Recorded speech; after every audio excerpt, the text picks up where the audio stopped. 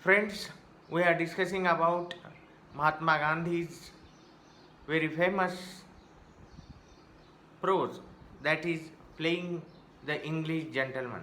Two parts we have seen. Now today we are discussing about the third part, that is what is the remaining. In previous part we have described about the general information and the literary information about Mahatma Gandhi, his contribution in India's freedom struggle, and in this first part that we have seen about how Mahatma Gandhi is adjusting in European countries where he went to learn education to educate himself in the area of law. So basically Mahatma Gandhi was vegetarian, and in foreign countries, in European countries, there were very few restaurants that offer vegetarian food. One day, Mahatma Gandhi's friend asked him for a dinner, but it was a non-veg hotel, non-veg restaurant. Both of them went there. When Mahatma Gandhi realized that this is a non-veg restaurant, and then afterwards he asked for vegetarian food, then his friend asked him to leave the place. And because of that, Mahatma Gandhi left the place, left that restaurant, and searched for vegetarian food. But due to the night, the restaurants was closed, and he has to have the whole night without food. So this was the situation. In the next day, Mahatma Gandhi asked his friend that he is not going to behave like a clumsy, and for that purpose he used to have, though he is not able to have food like Englishmen, he has decided to wear the clothes like Englishmen. So for that purpose he ordered clothes in the shop, and according to that, what is the next part that we have to analyze today. The clothes after the Bombay cut that I was wearing were, I thought, unsuitable for English society, and I got new ones at the Army and Navy stores. I also went in for a top hat costing 19 shillings, an excessive price in those days. Not content with this, I wasted £10 on an evening suit made in Bond Street, the centre of fashionable life in London, and got my good and noble-hearted brother to send me a double-watch chain of gold. It was not correct to wear a ready-made tie, and I learnt the art of tying one for myself. While in India, the mirror had been a luxury permitted on the days when the family barber gave me a shave. Here I wasted 10 minutes every day before a huge mirror, watching myself, arranging my tie, and parting my hair in a correct fashion. My hair was by no means soft, and every day it meant a regular struggle with the brush to keep it in position. Each time my hat was put on and off, my hand would automatically move towards my head to adjust my hair. As if all these were not enough to make my look polished, I directed my attention to other details that were supposed to go towards the making of English gentlemen. I was told it was necessary for me to take lessons in dancing, French, and elocution. French was not only the language of neighboring France, but it was the lingua franca of the continent, over which I had a desire to travel. I decided to take dancing lessons at a class and paid down £3 as a fees for a team. I must have taken about 6 lessons in 3 weeks, but it was beyond me to achieve anything like rhythmic motion. I could not follow the piano, and hence found it impossible to keep time. What then was I to do? I thought I should learn to play the violin in order to cultivate an ear for Western music. So I invested £3 in a violin and something more in fees. I sought a third teacher to give me lessons in elocution and paid him a preliminary fee of Genoa. He recommended Bell's Standard Elocutionist as the textbook, which I purchased, and I began with a speech of Pitt's. But Mr. Bell rang the bell of alarm in my ear and I awoke. I have not to spend a lifetime in England, I said to myself. What then was the use of learning elocution? And how could dancing make a gentleman of me? The violin I could learn even in India. I was a student and ought to go on with my studies. I should qualify myself to join the Inns of Court. If my character made a gentleman of me, so much the better. Otherwise, I should forego the ambition.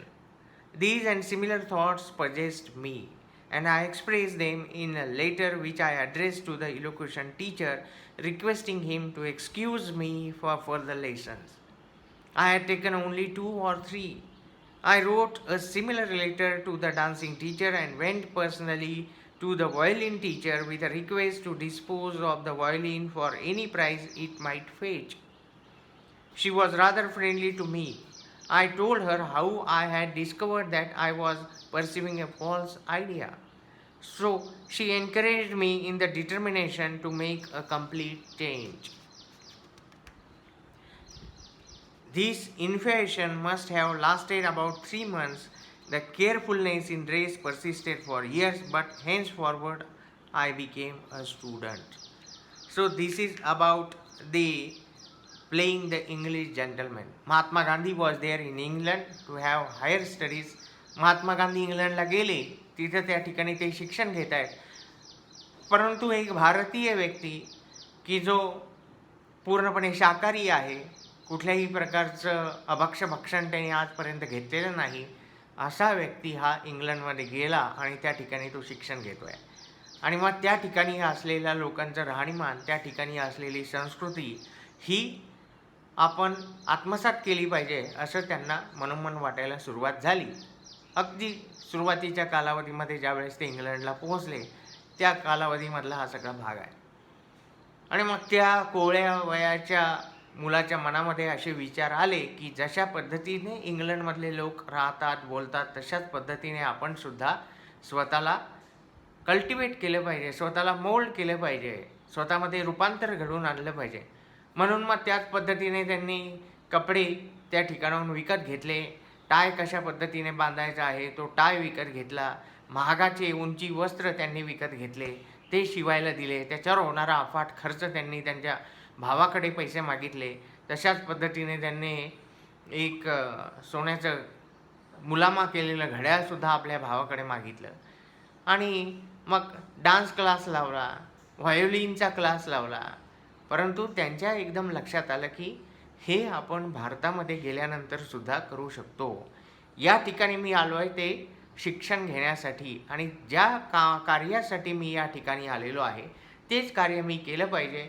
आणि म्हणून मी आता माझं जे मुख्य शिक्षण आहे, लॉचं शिक्षण आहे, त्या लॉच्या शिक्षणाकडे, विधीच्या शिक्षणाकडे मी लक्ष दिलं पाहिजे असं त्यांना मनोमन वाटलं. आणि त्यांनी तसं आपले जे व्हायोलिनचे टीचर आहेत, इलोकेशनचे, वक्तृत्वाची कला अंगी यावी म्हणून त्याच्यासाठी जो क्लास लावला होता, ते जे शिक्षक आहेत त्या शिक्षकांना पत्र लिहिलं, डान्सच्या शिक्षकांना पत्र लिहिलं आणि त्यांना सांगितलं की कृपया करून इथून पुढे मी आपल्या क्लासला येऊ शकत नाही.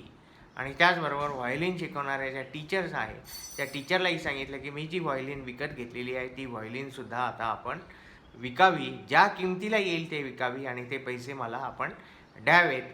अशा पद्धतीने त्यांच्या मनाने निग्रह केला की आपण ज्या कार्यासाठी या ठिकाणी शिक्षण घेण्यासाठी आलेलो आहोत, परदेशामध्ये आहोत, तेच कार्य आपण पूर्ण केलं पाहिजे.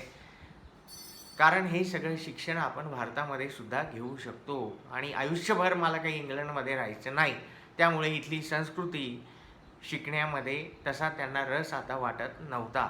म्हणून त्यांनी सरळ आपल्या शिक्षकांकडे विनंती केली की इथून पुढच्या कालावधीमध्ये मात्र मी काही आपल्यासोबत हे शिक्षण घेऊ शकत नाही. इतका प्रामाणिकपणा, प्रांजळपणा हा त्या महात्मा गांधींच्या स्वभावामध्ये सुरुवातीच्या कालावधीपासून होता. त्याचं कारणही तसंच झालं, कारण सुरुवातीच्या कालावधीमध्ये ज्यावेळेस महात्मा गांधी हे शिशु होते, त्या शिशु अवस्थेमध्ये सुद्धा त्यांच्याकडे रामायणाच्या गोष्टी खूप सातत्याने चालत असत. त्याचा प्रभाव त्यांच्या मनावर पडलेला होता आणि म्हणून त्यामुळे त्यांना खोटं कधी बोलायचं नाही हा जो संस्कार आहे, जे असेल सत्य ते सगळ्यांसमोर मांडणे, हा संस्कार हा सुरुवातीच्या कालावधीपासून त्यांच्या मनावर झालेला होता आणि ते नंतरच्या कालावधीमध्ये सुद्धा आपल्याला पाहायला मिळालेलं आहे. म्हणून त्याच्यामुळे आपण कुठे जातो, कुठे राहतो, काय शिकतो आहे, what we learn, that is very much important. And आपल्याकडे तर असं म्हटलेलं आहे की सुरुवातीच्या कालावधीमध्ये जे मुलांवर संस्कार होतात तेच त्याच्या आयुष्यभर टिकून राहतात. आणि म्हणून त्याच्यामुळे आपल्याकडे ज्यावेळेस मूल असतं त्यावेळेस ते छोटा मुलगा असतो त्यावेळेस तो आजीसोबत असतो, आजोबांसोबत असतो, घरातल्या प्रत्येक व्यक्तीसोबत असतो, काका मामा असे अनेक नातेवाईक आपले सगळे त्या मुलासोबत असतात आणि त्या सगळ्यांच्या संपर्कामध्ये आल्यानंतर त्याला सहजीवन कशा पद्धतीचं असतं, कोणासोबत कशा पद्धतीचे संबंध आपण ठेवले पाहिजेत आणि ह्या सगळ्या मंडळींकडनं त्याला सुद्धा संस्कार मिळत असतात. तर त्यामुळे म्हणून भारतीय संस्कृती ही इतर संस्कृतींपेक्षा उत्कृष्ट ठरते. त्याचं कारणच हे आहे की आपल्याकडे असलेली एकत्र कुटुंब पद्धती आणि त्या एकत्र कुटुंब पद्धतीमुळे होणाऱ्या संस्कारांचं बीजारोपण, तेच बीजारोपण हे महात्मा गांधींवर झालं आणि त्यामुळे ते निडर राहिले. कुठल्याही प्रकारचा असत्य त्यांनी त्याला बाजूला केलं आणि जे असेल ते सत्य त्याचा स्वीकार करावा हे त्यांच्या मनावर बिंबविल्या गेलं. म्हणून आपण सुद्धा या प्लेइंग द इंग्लिश जेंटलमन या धड्यामध्ये असलेलं what is the moral of the these prose, that we have to accept our realities, our capabilities, and first have to decide the priorities. काय आपल्या प्रायोरिटी आहे त्यासुद्धा आपण ठरवल्या पाहिजेत आणि त्यानुसार जे आपली प्रायोरिटी असेल त्या प्रायोरिटीनुसार आपण कार्य केलं पाहिजे, हे आपण निश्चितपणे ठरवलं पाहिजे. धन्यवाद.